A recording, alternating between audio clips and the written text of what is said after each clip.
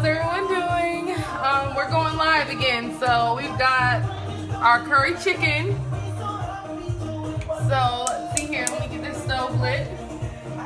You're gonna light up your stove on a medium heat pot,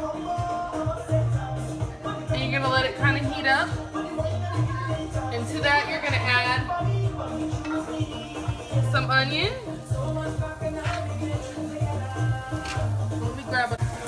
You're gonna add some garlic. This recipe really calls for half of an onion, but because of the fact that I'm making such a large amount, you'll add a whole onion. And you're gonna let those kind of brown.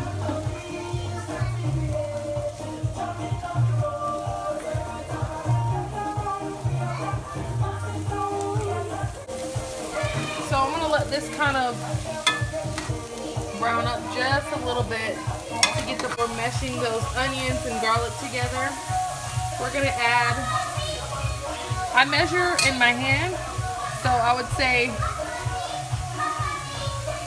about 1.5 to 3 tablespoons of curry powder. You can find it at your local grocery store.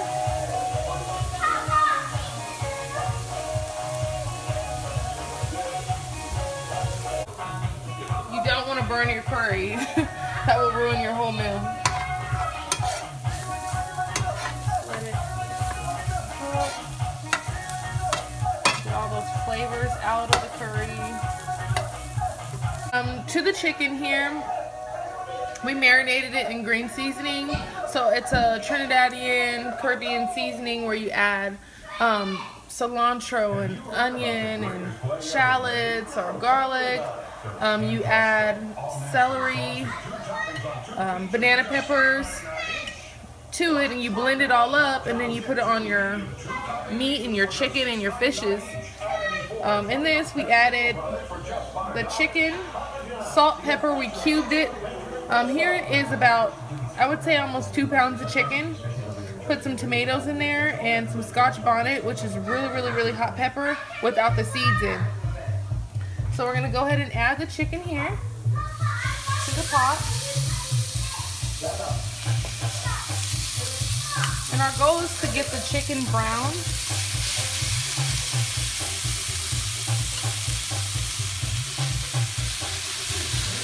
And you want a nice, big, deep pot if you can find one. If not, I always switch out my pots, so I probably need to get a bigger pot.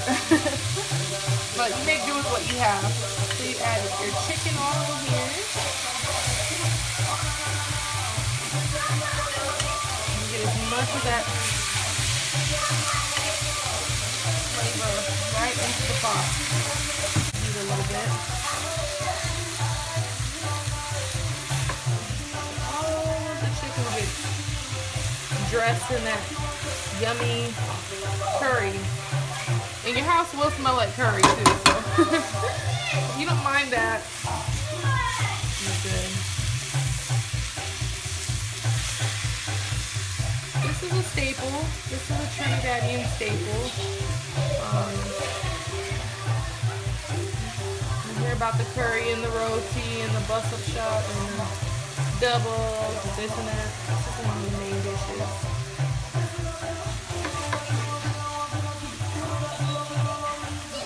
So that green seasoning that you've seen originally, you'll see it start to mesh with that curry, and you'll see it start turning yellow along with it. So they kind of blend together. So if you don't like green or like avocado, some people think of green as, you know, being nasty, but those are imperative flavors that your body really needs green stuff anyway. So superfood. We're just kind of cooking down this chicken, and we're not trying to fry the chicken. It's almost like a low simmer and just kind of getting it brown. And once you kind of get them brown, you'll start seeing the chicken turn white. People use chicken thighs. Some people use whole pieces of chicken. I don't really care for the whole piece of the chicken, just because, especially if I'm eating it in roti, because I don't like to have to open up my roti or bite into it and have to take out bones and gristle. And you always want to make sure you clean your chicken well with lime juice. You can clean it with some flour. You can clean it with vinegar, and that'll take the freshness as far as like the strong smell out of your meat. Most of the time, if you're cooking with organic meat, your meat doesn't smell chickeny and real pungent in odor. To this, you're going to add about a cup of water.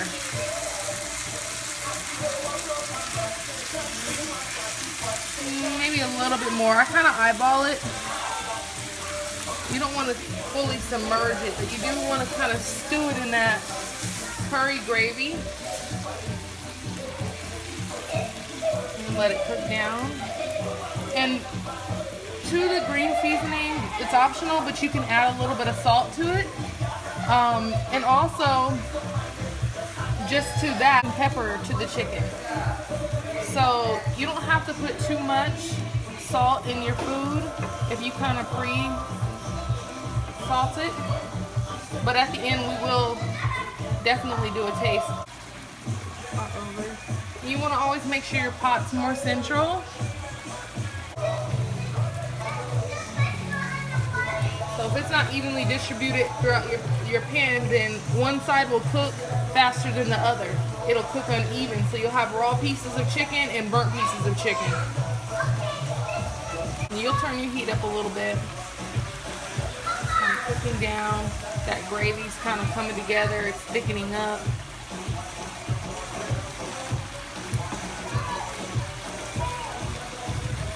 And once it cooks down, you'll start seeing the oils that we put in it from the beginning start to come through and almost separate from the chicken, and that's how you know it's time for you to put your potatoes in.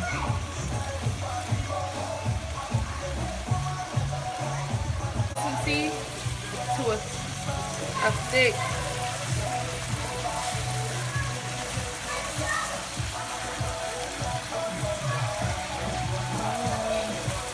chickpeas, but in Trinidad it's called chana. So I added 2 cans of chana to this. And you want to rinse off your chana because it's been inside of a can, so it has a lot of sodium. I'm going to add that. And we're going to add in our potatoes. So I'd say 1 large potato. In our case, I had several small potatoes because they weren't that big.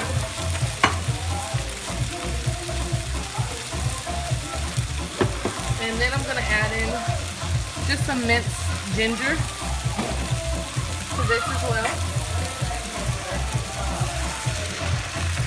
And turn down my heat a little bit. And to this, start tossing your potatoes lightly. Your aloo, chana and aloo.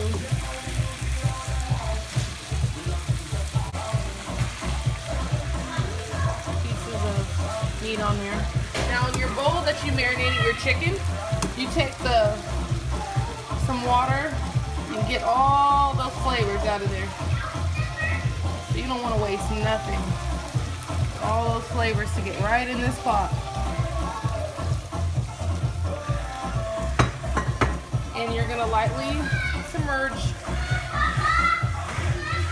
everything. And make sure that it's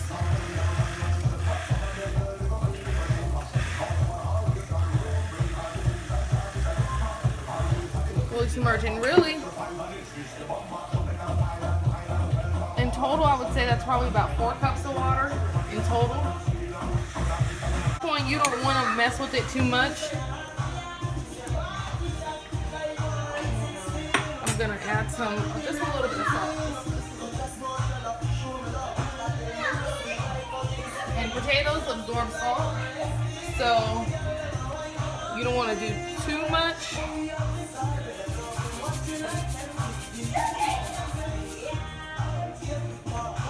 guess for me, I just kind of eyeball it so I can see. And you want this to come to a boil. You want it to come to a rolling boil. They're thicker. Some people like theirs not so thick, so once the potatoes soften up and the chana softens up in there, you can go in with the back of your spoon and mash it. And that'll create a thickening agent for your curry. We're just gonna let it come right to a boil. Make sure my little potatoes are submerged.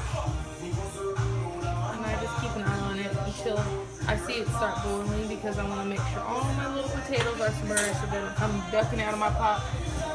You want to make sure you cut up your potatoes the same exact size throughout.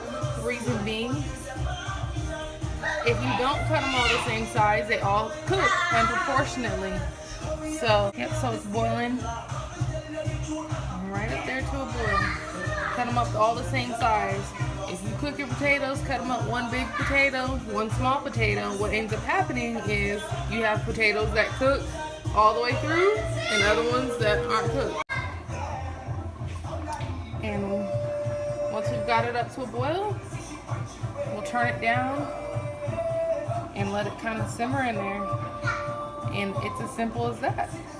I know I make it look easy, but if you all have questions, let me know. And then you'll be able to see the final product. This is the rice here. So you can make it with some white rice and brown rice.